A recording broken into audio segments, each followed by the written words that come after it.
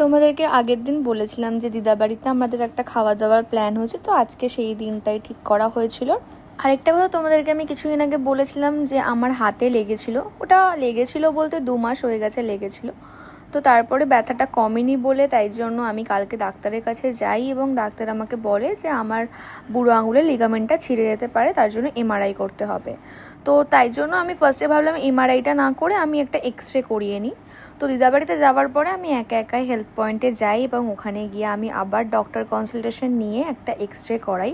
তবে আজকে আমি হসপিটালে একাই গেছিলাম, আমার সাথে যাওয়ার মতো কেউ ছিল না। এই জায়গাটা দাঁড়িয়ে আমার মনে হচ্ছিল যে আমি সবার কাজে থাকি বাট আমার কাজে আমি কাউকে পাই না।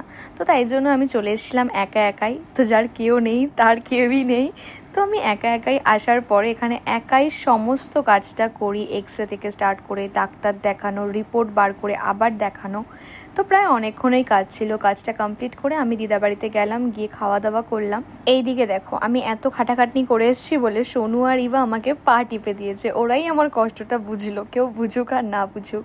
তারপরে আমি গেছিলাম হচ্ছে একটু পার্লারে আমার চুলটা কাটতে, তো ওখান দিয়ে চুল কেটে ভিডিওটা এখানেই এন্ড করলাম। আমার হেয়ার কাটটা তোমাদের কেমন লাগলো অবশ্যই কমেন্ট করে জানিও। So that's it for today, by.